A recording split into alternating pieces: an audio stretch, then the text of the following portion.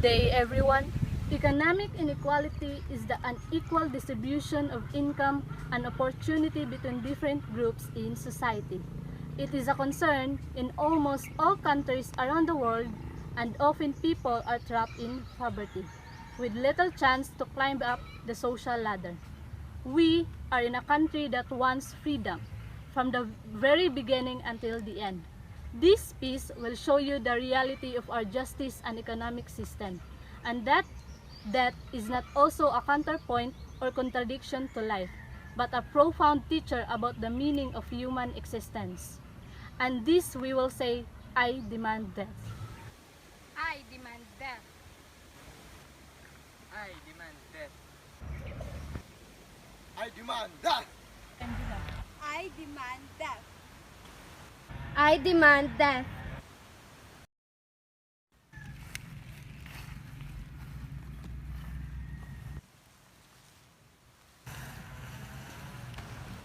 I demand death by photo sheet. My hands are wet with blood. They are crimson with the blood of the man I have just killed. I have come here today to confess. I have committed murder. Deliberate, premeditated murder. I have killed a man in cold blood. That man is my master. I am here not to ask for pity, but for justice. Simple, elementary justice. I am a tenant. My father was a tenant before me, and so was his father before him. This misery is my inheritance, and perhaps this will be my legacy to my children.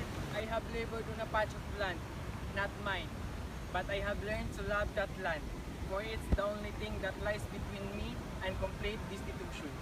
It is the only world that I have learned to cherish, and somewhere on that land, I have managed to build what is now, that dilapidated Nipa shop that has been home to me.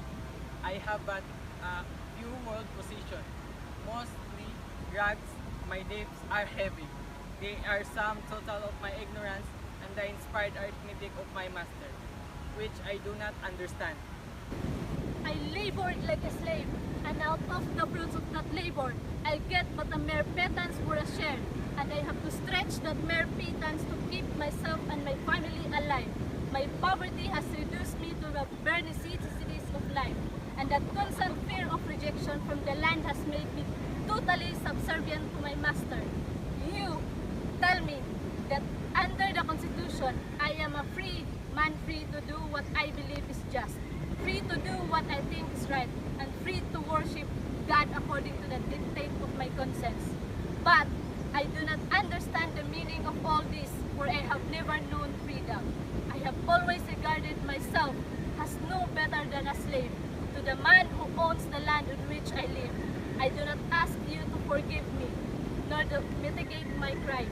I have taken the law into my hands, and I must pay for it in atonement. But kill the system. Kill the system and you kill despotism. Kill the system and you kill slavery. Kill this despotism and you set the human soul to liberty and freedom. Kill this slavery and you release the human spirit into happiness and contentment. For the cause of human liberty, of human happiness and contentment, thousands and even millions have died and will continue to die. Mine is only one life.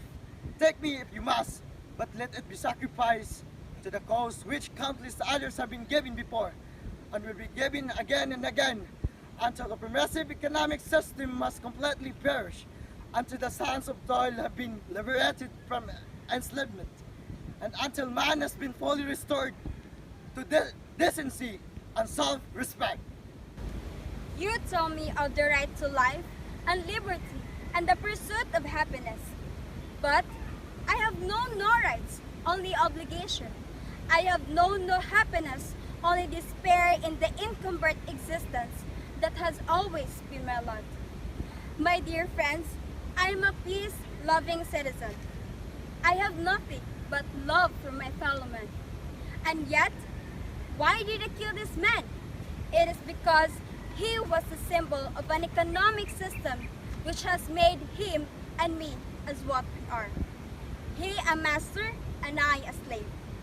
Out of the deliberate design, I killed him because I could no longer stand this life of constant fear and being a servant. I could no longer suffer the thought of being a perpetual slave. I committed the murder as an object lesson.